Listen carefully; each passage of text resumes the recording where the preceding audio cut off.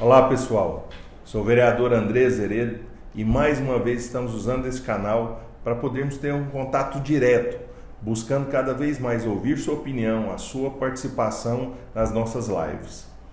Se você tem alguma pergunta, alguma sugestão, alguma crítica, envie seu comentário para que a gente possa aproveitar durante a própria live e responder, ou caso contrário, após eu faço questão de enviar a resposta para cada um daqueles que participarem. Hoje eu recebo com imensa alegria o Rubens Filete, presidente da Associação Comercial e Industrial do Estado de Goiás, uma entidade que é tão experiente quanto a nossa cidade, faz um trabalho único em apoio ao comerciante, ao prestador de serviço, ao empresário, fomentando novos negócios e vivenciando junto com esse empresário, junto com o empregado, as dificuldades, os problemas do dia a dia que impedem o avançar e o crescimento produtivo na nossa cidade. Rubens, Goiânia é uma cidade especial. Nós temos uma cidade com aproximadamente 1,5 milhão de pessoas que recebe uma leva gigantesca de pessoas vindo, principalmente da região norte e nordeste do Brasil, todo ano, procurando em Goiânia oportunidades. É conhecida como uma cidade de oportunidades. Hoje, com todas as circunstâncias que envolvem o momento político pelo qual o Brasil passa, o nosso estado passa, nós podemos considerar ainda Goiânia uma cidade de oportunidades? Bem, André, primeiro, muito obrigado aí pelo convite, né? A CIEG é uma entidade de 82 anos de idade, ela é uma entidade que nasceu praticamente junto com Goiânia e em 82 anos de associação comercial nós temos diversas oportunidades acontecendo todos os dias. Associação comercial que está brigando pelos segmentos da indústria, do comércio, do serviço, é uma entidade que a todo momento busca algo novo, né, para os seus associados. E sofremos demais nos últimos anos, né? Um desemprego muito forte, muitas pessoas, né, sem qualificação, sendo dispensadas dos seus postos de trabalho. E o que nós vemos hoje no ano de 2019 é uma retomada ainda muito devagar, né? A gente tem muito problema político acontecendo, muito problema econômico acontecendo, de segurança acontecendo, e isso acaba travando um pouco a nossa economia. Mas o que nós percebemos é que nós temos uma transformação dos postos de trabalho. E acontece agora um momento onde o nosso associado ele busca uma qualificação de mão de obra um pouco diferente. E isso sim é uma oportunidade muito grande para o cidadão goianiense. Bem, Rubens, o empregado ou aquele que busca uma colocação no mercado, como você falou, já que nós estamos tratando de geração de empregos, ele precisa ter aquele perfil, ter a qualidade que o mercado, que aquela vaga deseja, que aquela empresa busca. Como nós coloquei hoje cedo o card na internet falando do nosso bate-papo, e um amigo, Thiago, fez uma pergunta no meu Twitter que eu faço para você agora, relatando que muitas empresas realmente estão procurando profissionais. Aí ele entrou até meio que irônico. A primeira pergunta é se você é formado na USP, se você fez mestrado em Nova York, doutorado não sei aonde e quanto tempo de experiência. Aí na hora que você mostra o currículo e tem um bom currículo, que não é isso, mas algo que seja interessante, passa por um outro entrevistador e fala assim, mas tem um concorrente. O concorrente ele tem o mesmo currículo, só que ele aceita por 30% a menos, tem flexibilidade de horário, lê-se sábado e domingo e tal. O que você pode fazer? Então começa a fazer um leilão. E aí a ponderação dele fica parecendo que a empresa está fazendo um favor para o empregado, quando na verdade é uma relação de mão dupla. Isso de fato tem acontecido em algumas contratações ou isso são exceções? As empresas têm buscado mais aquele traço direto e objetivo. A vaga exige isso, a capacitação mínima é essa, o profissional que eu busco é esse. E as agências de headhunter, de recolocação no mercado, têm buscado esse profissional. O que nós temos de experiência, o que está acontecendo efetivamente no mercado, é que nós temos uma baixíssima qualificação de mão de obra. Geral, você Geral, não pode dizer assim? Geral, é bem generalizado. Eu vou te dar um exemplo da minha empresa, né?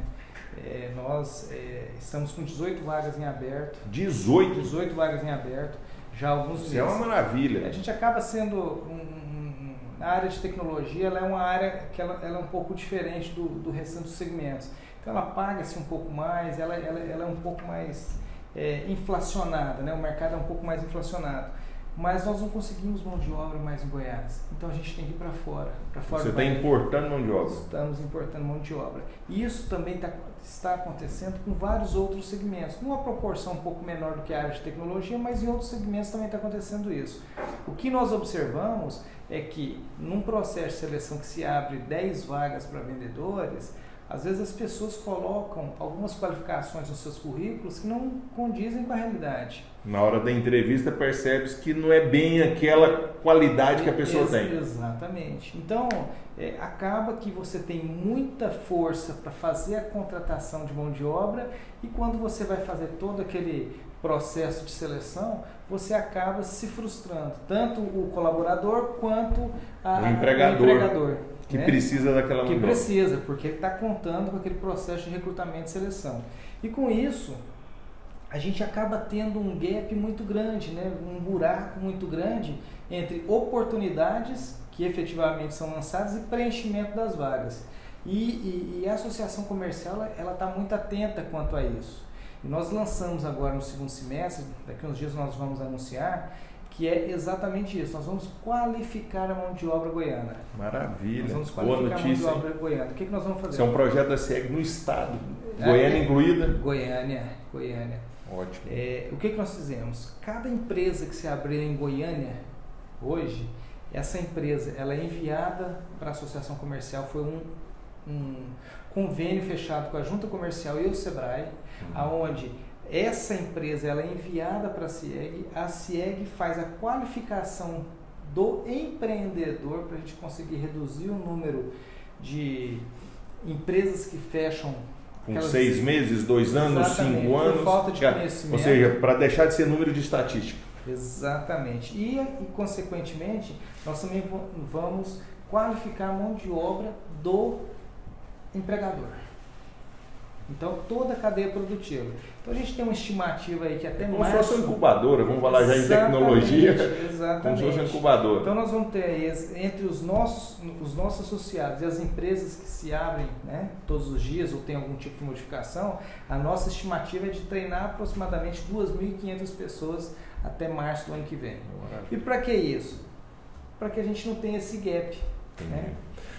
Bem, Rubens, você falou que você é empresário. Um empresário de sucesso, um empresário que construiu suas empresas por esforço próprio. Você, pelo que eu sei, você não herdou nada. Você começou do zero, construiu, possui algumas empresas. Mas você já esteve do outro lado.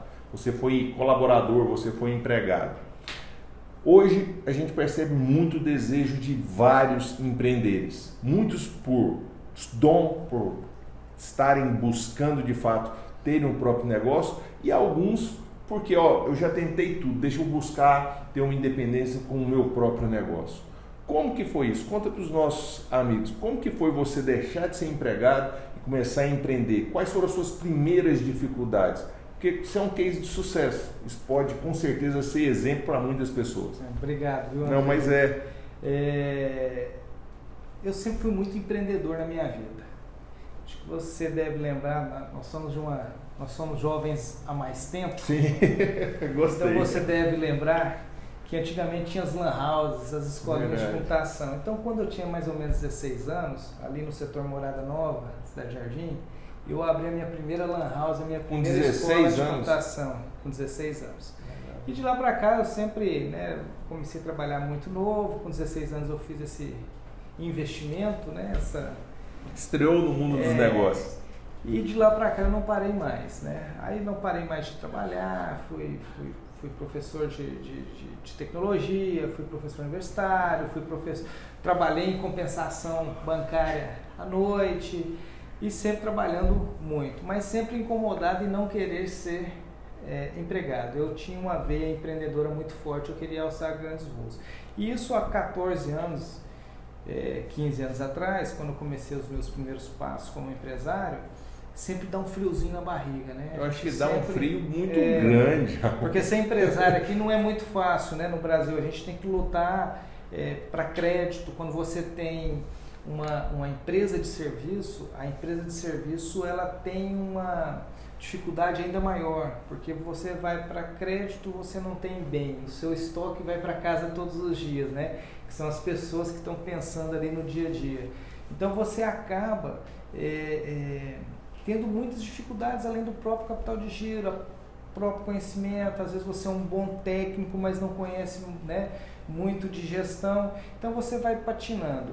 E uma das coisas que eu acho que Deus sempre me abençoou, né, graças a Deus eu coloco Ele sempre à frente de todos os meus negócios, foi estar perto de pessoas boas. Então acho que isso faz um diferencial muito grande para o empreendedor. Então você colocar-se próximo de pessoas que queiram te ajudar, né? Que queiram te estender a mão e procurar ajuda e não ter a vergonha de falar assim, eu não sei fazer isso, como é que eu faço?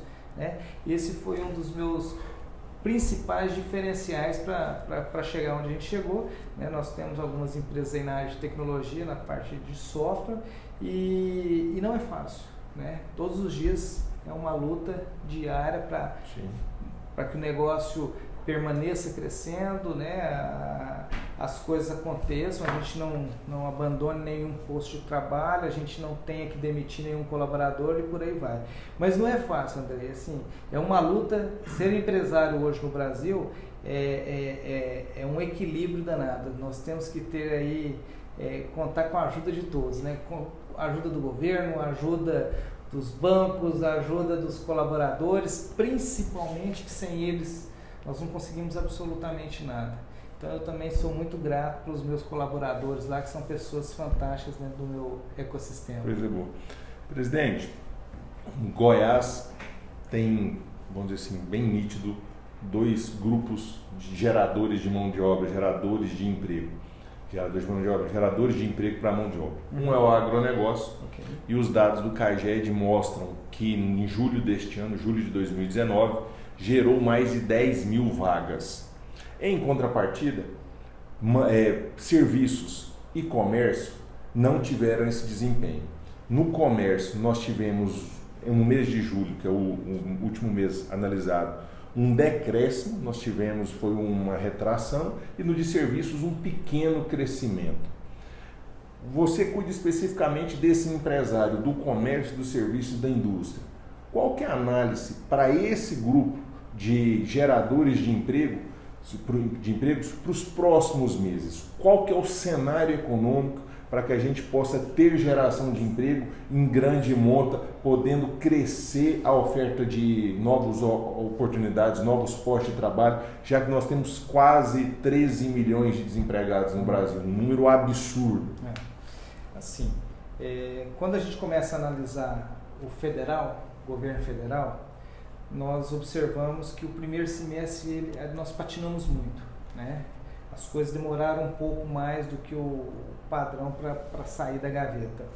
E quando começou as coisas se azeitarem para que a economia se deslanchasse, sempre acontecia um fato novo que, né, colocava-se um bode dentro da sala novamente. Mas nós observamos que o Brasil começa a entrar na rota, né, pelo menos no governo federal. No governo estadual, falando mais de Goiás, falando mais especificamente... Nosso quintalzinho, né? Do nosso quintal aqui de Goiânia, né? O que nós estamos vendo? Foi um primeiro semestre também de muitas incertezas. Início de governo sempre é muito difícil, está se colocando a casa em ordem, etc. E o que a CIEG fez? A CIEG sempre foi propositiva. Nós não somos uma entidade que levanta a mão para fazer palanque, para apontar o dedo, não. Nós sentamos com o governador, nós sentamos com o prefeito e falamos, olha, nós queremos ajudar. E se você tem um problema nesse sentido, a proposição dos nossos associados são essas. Então nós sempre levamos pautas propositivas para o governo. Em contrapartida, nós começamos a observar que as coisas começam a entrar no trilho também no âmbito estadual. Apesar de algumas coisas que estão acontecendo aí, por exemplo, CPI dos incentivos fiscais, que isso atrapalha algumas empresas até chegarem de novo no nosso estado, elas ficam ali esperando para ver o que vai acontecer, para firmarem os convênios e efetivamente virem para Goiás, mas nós observamos que Goiás está começando a voltar, né, a sua posição de destaque que sempre foi nos últimos anos. Está muito lento, né? Nós observamos que os meses de junho e julho teve uma retração muito forte, agosto também começou a dar uma melhorada dos números que nós analisamos, mas acreditamos que agora, por ser meses que a economia aquece naturalmente, né, por datas comemorativas, né, nós temos aí o mês de outubro que é bastante forte, o mês de dezembro que é bastante forte para alguns segmentos, então nós temos assim, as nossas tendências, os nossos economistas dentro da associação comercial, ela começa a mostrar que vai ter uma retomada, ainda não aquela retomada que nós esperamos da economia, desejamos, né? Que desejamos, mas que vai ter uma retomada em números diferentes aí para esse final de ano. Presidente, já que o senhor falou em retomada de crescimento, que é o que todos nós esperamos e precisamos ver rápido, tem algumas perguntas de quem já está nos acompanhando. A Onilda de Moraes, a Rita Mota, o Júlio Garcia e o Eliseu Barreto. A Onilda, ela pergunta: boa noite, gostaria de saber como a iniciativa privada pode contribuir para aumentar o número de empregos no estado e em Goiânia. O que está faltando para que isso aconteça? Já a Rita pergunta: senhor Rubens, quais são as áreas que têm mais demanda por profissionais em Goiânia? O Júlio, ele vai bem nessa linha que você falou, na expectativa do final do ano. Quais as expectativas de contratações temporárias neste ano? Nós devemos ter crescimento comparado com 2018 ou não? E o Eliseu gostaria de saber que, na verdade, que é a sua opinião, qual a expectativa que os desempregados podem ter em conseguir um emprego ainda este ano? Quais são os caminhos para se chegar a um novo emprego? E você que está assistindo, faça a sua pergunta, a sua ponderação. Um momento único, específico, com o presidente da FIEG. A CIEG. Daqui uns dias. O presidente da CIEG, tá certo? Está aqui ao nosso lado, com todo respeito a São Mabel. Vamos lá. Ô Nilda, a associação comercial, ela briga incansavelmente pelo setor produtivo. Então, às vezes o cidadão, ele não acompanha muito a nossa rotina, mas nós, sempre que temos algum tipo de demanda dentro do setor produtivo, está lá a CIEG para despersonificar o empresário e colocar uma demanda do setor produtivo. Então, nós defendemos aqui DIFAL, que é a diferença de alíquota de CMS, que é um projeto muito pesado, que o nosso setor do comércio, principalmente, tem muito problema. Então, a CIEG levanta essa bandeira. Para quem está nos assistindo, o que é o DIFAL? Porque, inclusive, está tramitando na Assembleia, parece que um projeto, para que deixe de existir essa questão. O que isso implica para o empresário e para o consumidor? O que acontece é o seguinte, criou-se um instrumento que você paga uma diferença de alíquota de ICMS para que se possa ter uma proteção das indústrias em determinada região. No nosso caso, aqui dentro do estado de Goiás. Então, quando você faz a venda para uma determinada região, você é cobrado essa diferença de alíquota. Quando você tem a produção local e você tem essa diferença de alíquota, você acaba onerando o seu consumidor final e você acaba com a competitividade entre as indústrias, entre o comércio, entre o varejo num tocante, né, num geral. Então, a nossa briga é o seguinte: se eu tenho uma empresa local que fabrica aquele produto e ela tem o foco, o mercado daquela localidade, ela vai ter um custo diferente de você, por exemplo, que compra aquele produto de um outro estado para revender em Goiás. Exatamente. Você tem um custo e um acréscimo em razão dessa tributação. Exatamente. Isso, com todo respeito, isso arrebenta o mercado interno. Mas foi uma privilegia quem está aqui e acaba com a qualidade. Foi uma maneira de fazer uma proteção com outros estados que a gente acaba ganhando, a gente acaba perdendo competitividade também de venda com outros estados.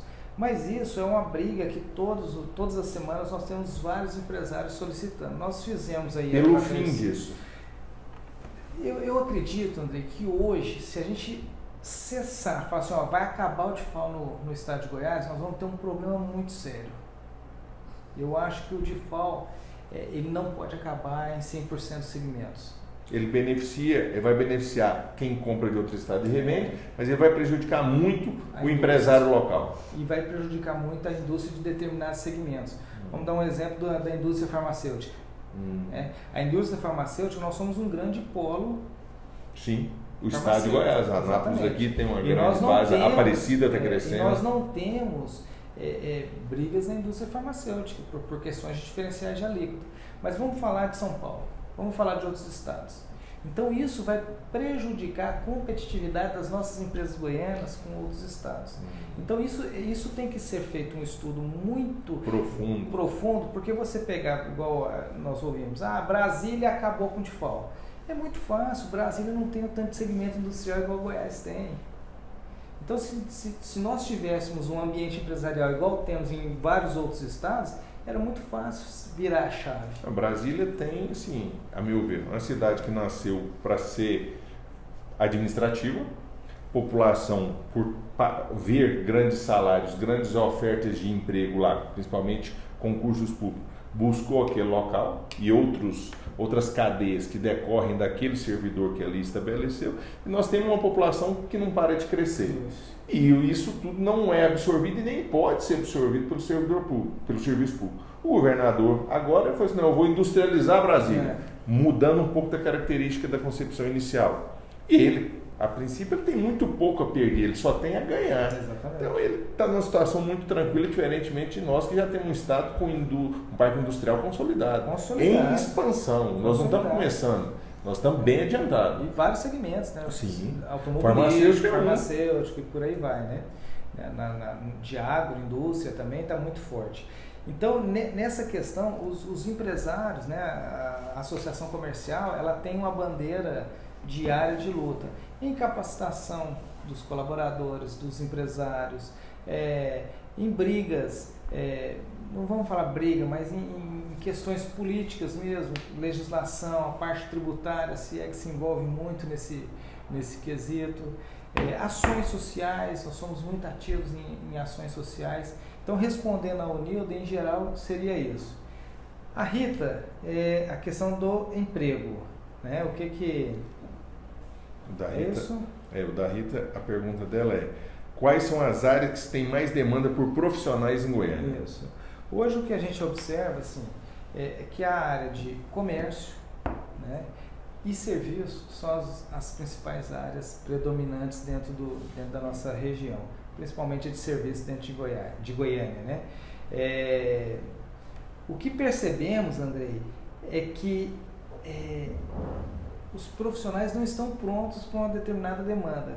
Se você olhar no detalhe, você pega aí algumas empresas que fazem processo de recrutamento e seleção, você sempre vai achar vendedor contratando toda hora, auxiliar administrativo contratando toda hora, pessoal de call center contratando toda hora. Então a gente vê que essas vagas, esses postos de trabalho são muito comuns no dia a dia. Até porque são muito rotativos. São muito rotativos. Tem um turnover muito alto de mão de obra. Né? Falando um pouco do trabalho temporário. Sim. Esse ano foi diferente. Esse ano já começou a contratação de mão de obra. Já está no período de contratação? Startaram em agosto, por incrível que pareça. Eu não sei se a gente ainda está fazendo esses estudos, mas a gente não sabe se isso foi pela falta de qualificação de mão de obra. De novo, voltamos ao tema da qualificação de mão de obra.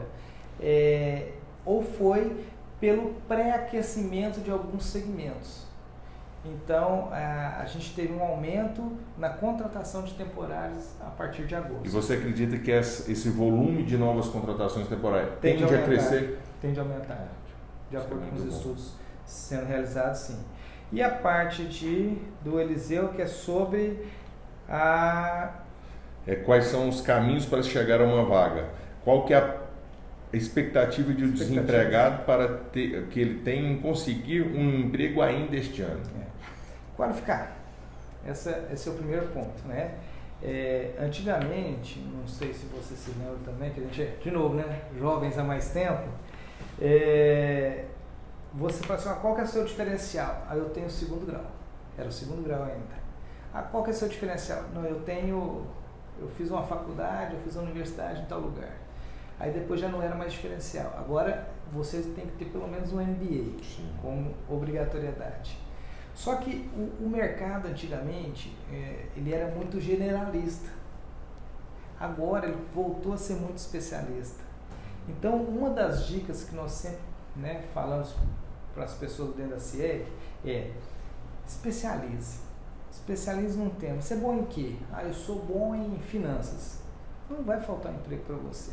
Eu sou bom em quê? Em vendas. Não vai faltar emprego para você. Eu sou bom em quê? Em logística. Não vai faltar emprego para você. Agora, se você fala, não, eu sou uma pessoa que eu sou generalista. Eu sei um pouco de financeiro, eu sei um pouco de vendas, eu sei um pouco de call center, eu sei um pouco de tudo. Vai faltar emprego para você? Não vai faltar emprego para você se você tiver a qualificação. Mas os melhores salários estão naquelas áreas que você é mais especialista. Ou seja, tem um costume que a pessoa rotineiramente diz: não, eu dou meus pulos, eu faço um pouco disso, um pouco daquilo outro.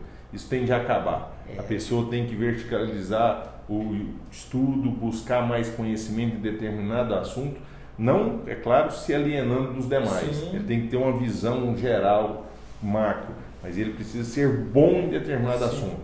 Muito bom. Tem vários estudos, né, que a CIEG faz muita missão internacional e nacional para enxergar o benchmark do que está acontecendo dentro do Brasil e fora do Brasil, tanto na parte de gestão quanto na parte de tecnologia. A CIEG sempre foi propositiva nesses assuntos. E a gente começa a verificar que nas suas últimas missões que fizemos a Portugal, que é na Web Summit, que é o maior evento hoje de inovação no mundo, e nós vamos fazer a 3ª edição agora em novembro, nós observamos que aquilo que todo mundo fala nos jornais, vagas, postos de trabalho que você nem imagina que serão criados, está breve de acontecer. E realmente está breve de acontecer. Eu vou te dar um exemplo muito claro e de um tema que está começando a pegar, que é a Lei Geral de Proteção de Dados. Que entra em vigor a partir de janeiro do ano que vem. Ela efetivamente, ela entra o ano que vem, se salvo engano, efetivamente em agosto. Tem uma parte em janeiro e ela é efetivamente em agosto, mas as pessoas têm que começar a entender que não pode mais transitar dados de qualquer pessoa em qualquer lugar. Então você tem uma lista de informações de uma determinada pessoa e você vai repassar essa lista de informações para fulano ou a empresa ABC fazer uma prospecção e fazer vendas em cima daquela lista. Acabou. Com essa nova lei de proteção de dados, acabou isso. E com isso, vamos criar outros postos de trabalho. Como exemplo, o analista, que é o responsável pelos dados. Né, que vai cuidar de criar os mecanismos para proteção e tratamento daqueles dados que a empresa já tem. Que é o auditor, que eles estão chamando de DPO, que é um departamento, né, onde você faz toda a sua análise, auditoria de todos os dados. Então a gente observa que isso não é daqui a pouco que vai acontecer, já está agora acontecendo. Só que demanda qualidade do profissional e qualidade do profissional, né? Então você tem que estar atento aos temas que estão acontecendo, às transformações que estão acontecendo, a transformação digital, né? Rubens, mas você fala muito da necessidade de se qualificar, isso é importantíssimo. Mas nós não podemos virar as costas para a nossa realidade. E isso não é obrigação da associação. Mas você, como empresário, presidente da entidade, vivencia diariamente. O que nós devemos fazer, como o poder público pode agir de forma rápida, para que essa qualificação aconteça de uma maneira mais rápida e mais sólida? Nós temos, e isso tende a crescer, porque a tecnologia, agregando valor aos produtos e aos serviços, vai demandar cada vez mais mão de obra mais especializada. Nós podemos chegar num ponto onde nós vamos ter um universo de grande parte da população desempregada e tendo uma vaga. Exatamente. Procurando pessoal. O que o poder público deve fazer e rápido para que isso se modifique e essas pessoas continuem aptas durante sua vida ativa a desempenhar um bom trabalho? Andrei, eu vou te dar um dos exemplos. Porque vocês devem estar analisando isso e devem estar preocupados com isso. Se você pegar a forma que nós estudamos no passado e a forma que é aplicada a educação hoje, ela praticamente é a mesma, né? Teve algumas evoluções, mas ela é praticamente a mesma. Então, se você pega hoje uma criança de 2, 3 anos de idade, ela sabe mexer mais no celular do que muita gente. Concordo. Né, de uma determinada idade. Então, adulto, no modo geral. O adulto, no modo geral. Então, isso está na base. Se nós, né, se o poder público não abrir os olhos, propor projetos interessantes a nível de município, estado e União, a gente tem que mudar isso na base. Ou seja, educação. Educação. Esse é um dos principais pilares que, no nosso ponto de vista, tem que ser mudado. Eu vou falar alguns itens. As grades curriculares. Por que não é proposto algumas disciplinas e algumas formas diferenciadas de avaliações? Aquela forma de você dar o conteúdo, o aluno estudar e você depois entra numa pressão para se fazer uma prova, ver se tira uma nota do mês ou não. Isso em outros países, é completamente diferente. Ultrapassado. É ultrapassado. Né? Nós estamos vivendo um mundo novo. E isso é diferente. Né? Você colocar 2 línguas obrigatórias, 3 línguas obrigatórias. Nós estamos falando muito da base, mas quando você começa a melhorar um pouquinho, você tem que falar no mínimo um inglês. Primeiro falar bem o português. Primeiro o português. Olha, nós somos classificados como uma das... Assim, nós não sabemos matemática. É vergonhoso. Os exames mostram isso. Nós não sabemos escrever, nós não sabemos falar o nosso português. Então, quando a gente vai para a base, eu acho que nós poderíamos propor algumas situações, né? O poder público poderia investir um pouco mais nesses itens. A questão da segurança, unindo também a população, acho que isso tem alguns estudos que, aliando educação com segurança pública, também mostram que o índice de desenvolvimento humano ele melhora. Né? Então, assim, são alguns itens que a gente está muito preocupado, e não é porque nós temos lá uma custódia de CNPJ que a gente também não vai cuidar do CPF. Né? Porque nós temos lá na associação hoje aproximadamente 7.000 empresas envolvidas no nosso ecossistema, entre colaborador, dono, praticamente colaborador, fornecedor, colaborador e dono. Ou seja, não diretos. vamos falar nem a família do colaborador, os filhos, mãe, pai, não vamos falar. Nós temos 140.000 pessoas envolvidas. Um universo gigantesco. É um universo muito grande. Nós não podemos deixar isso desabastecido. E o nível de pessoas sem instrução e precisando de um apoio dos empresários é muito alto. Sim. E nossas ações sociais, ela tende a dar essa melhora da qualidade de vida dos nossos filhos e colaboradores. Daniel Costa pergunta: boa noite. Nos últimos 2 anos passamos por modificações na forma de empregar no Brasil. Até que ponto a legislação trabalhista influenciou na geração ou redução do número de vagas? E aí eu complemento, porque muitas pessoas têm uma concepção geral também de que, e você é da área, que tecnologia vai gerar muito desemprego. Essas duas questões, as alterações da legislação trabalhista e a tecnologia que cada vez aumenta nas prestações de serviço, no comércio ou no agronegócio, isso tende a gerar mais desemprego ainda, Rô? Eu já falo para o Daniel que, assim, nosso ponto de vista, que se a CLT em específico, né, as nossas leis trabalhistas fossem diferenciadas, nós conseguiríamos empregar muito mais gente.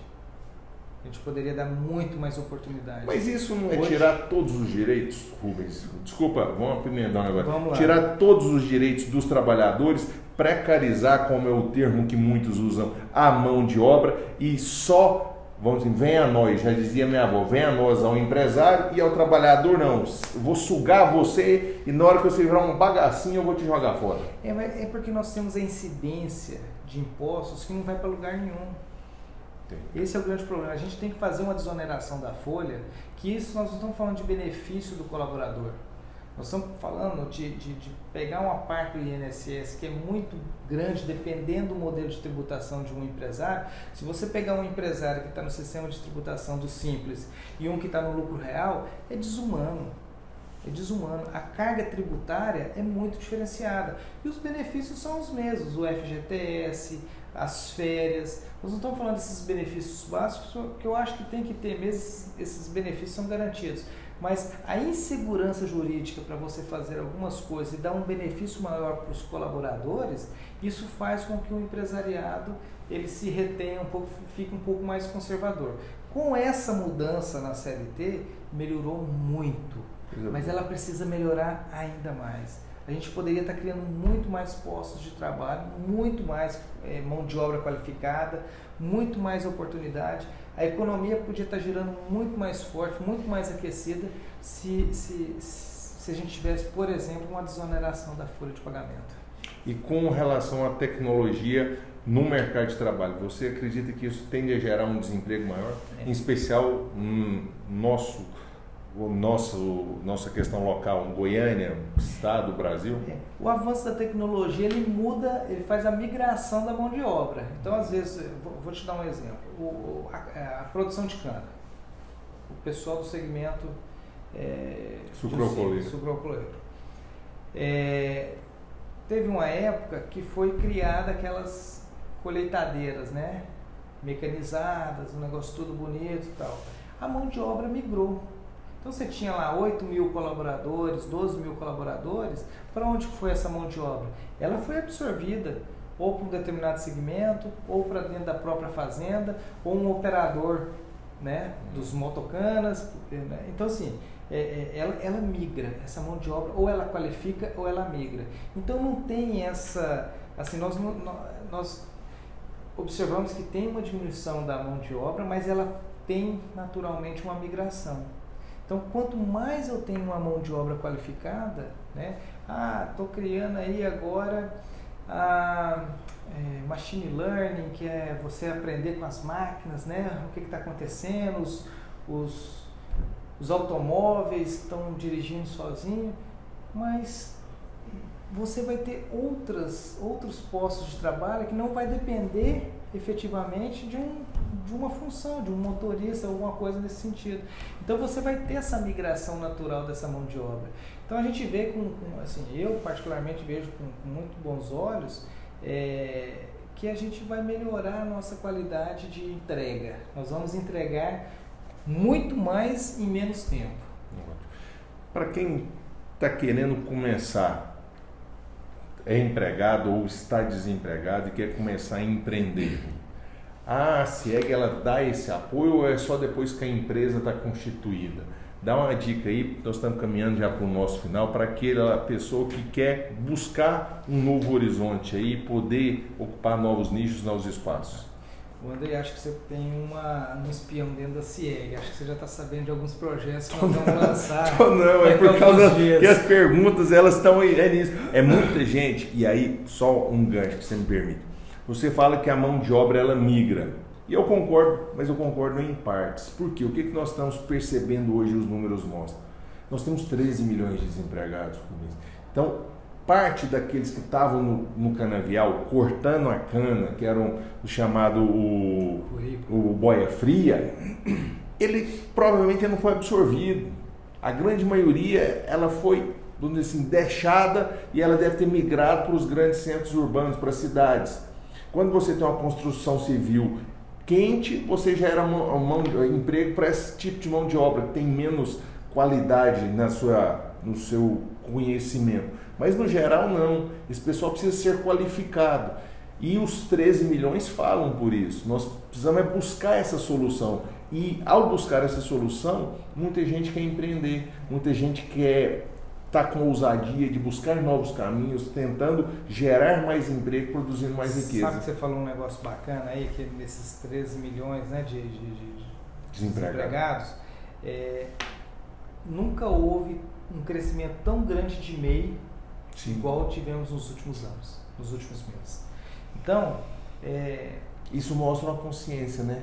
Uma consciência, uma necessidade, uma falta de oportunidades formais, eu vou buscar esse novo caminho. Exatamente. E isso está sendo bacana, porque quando eu falei que você estava vendo alguma coisa na CIEG, nós estamos lançando daqui a uns dias um espaço empreendedor lá na CIEG. O que significa isso? Nós temos uma demanda oprimida muito grande de pessoas com seus CPFs que querem ajudar a associação comercial ou querem começar a empreender e não sabe se podem entrar na associação comercial com CPF ou CNPJ. Então nós estamos fazendo algumas modificações dentro dos nossos estatutos, dentro dos nossos processos, onde nós vamos incubar essas pessoas que querem, eu quero começar meu próprio negócio. O que eu tenho que fazer? Qual que é o primeiro passo? Então você vem para o nosso centro de incubação. Né? Você vai dar a trilha certinho. Que eu vou dar a trilha certinho. Esse mês em específico, além de dar todo esse apoio, esse passo a passo de como empreender, nós temos também a Garantidora Goiás, na qual a CIEG, as entidades de classe, elas mantêm esse projeto e a CIEG, ela cede o espaço e ela é lá dentro da CIEG. Então, qual que é o grande problema do empreendedor? Eu quero começar o meu negócio, mas eu não tenho capital de giro para comprar ali 2 metros de tecido a mais, tanto de linha, uma máquina diferente, eu sou uma costureira, eu não consigo fazer um negócio para aumentar minha produção. Eu não tenho capital de giro. Não tem capital de giro. Eu vou no banco, o juro está muito alto. Então, o que essas entidades fizeram? Criaram a Garantidora Goiás. Essa garantidora, ela vai ser o mecanismo que vai fazer com que os juros das instituições financeiras baixem e a gente consegue fazer um investimento muito forte para esses empreendedores. Linguajar simples, você vai ser o fiador, o avalista daquele empreendedor. O avalista do empreendedor, exatamente, é isso que nós vamos ser. Por falar nisso, você deve estar sabendo o que acontece no meu gabinete, porque na quinta-feira eu vou no Paraná participar de um encontro um encontro internacional com entidades garantidoras de crédito. A Espanha tem um mercado, vamos dizer assim, tem um know-how muito grande nessa área. E Goiânia não tem. Goiânia é uma cidade onde o micro e pequeno empresário gera muita mão de obra, gera muito emprego para essa mão de obra. Então nós queremos buscar esse conhecimento qualificado para sentar junto com o prefeito Íris e legislativo e executivo buscar implementar essa conta garantidora de crédito no município de Goiânia, com um aporte específico de pessoas jurídicas, pessoas físicas e também da prefeitura, para que nós possamos ter, além da conta garantidora do Estado, a do município como um aporte a mais de apoio, de auxílio a esse micro e pequeno empresário que está começando. Isso é uma iniciativa fantástica, e eu quero te agradecer, assim, que toda vez que a associação recorre a você é um líder muito proativo, né? Toda vez que a gente fala de empreendedorismo, você está sempre nos apoiando nas questões junto ao nosso associado. E a gente precisa de gente igual você lá dentro, né? Que pensa para frente, que pensa em como prover melhor para o povo, como prover melhor para os empresários. E eu quero te agradecer de coração mesmo, principalmente pelo convite, e falar que você está no caminho certo de participar desse evento, porque nós também estamos aí com todo o time da Garantidora de Crédito, o presidente Pedro, o Adair, né, que é o nosso diretor e é vice-presidente também da Garantidora Garante Goiás aqui dentro do estado, e nós estamos com uma expectativa muito bacana. Acho que daqui a uns dias nós já lançamos aí efetivamente o nosso primeiro empréstimo, R$30 mil aí, acho que parcelado em 36 vezes, alguma coisa nesse sentido, com juros muito pequenos, aí, juros muito abaixo do mercado, e que vai dar um fôlego danado para a nossa economia, que às vezes não adianta só o governo fazer a parte dele e a parte do setor produtivo também não estender a mão. Quero agradecer, Rubens, a sua presença, o seu tempo, despender o tempo, aquilo que você tem de mais valioso, que é o próprio tempo, para a gente ter esse bate-papo saudável. Pessoal, nós estamos terminando a live de hoje, tratando sobre geração de emprego, sobre a realidade do nosso mercado. Vocês sabem do nosso trabalho, eu tenho algumas bandeiras muito claras, a questão da mobilidade e o impacto dela no nosso dia a dia, no desenvolvimento de Goiânia, na geração de emprego, o que isso tem a ver com o nosso plano diretor, que nós estamos analisando. Lancei o Mobiliza Goiânia na semana passada. Não vai ter PSIL, que é uma campanha que está aí há mais de 2 anos e meio na valorização e defesa dos direitos da mulher. E agora nós estamos começando, hoje, com a presença do presidente Rubem, um novo projeto, que é buscar gerar condições para que Goiânia possa ser um polo de inovação, de geração de emprego, de ambiente mais favorável para o negócio, para o empreendedorismo, simplificando a relação fisco-contribuinte, desburocratizando para que a gente tenha agilidade no registro de empresa, na baixa de empresa, para fazer negócio, tudo isso para que Goiânia dê um exemplo e possa cada vez mais gerar emprego de qualidade. E você, continue participando, agradeço a sua participação, a sua opinião. As perguntas que não foram respondidas eu responderei, e até semana que vem, onde nós teremos mais uma live. Um grande abraço, boa semana e fique com Deus.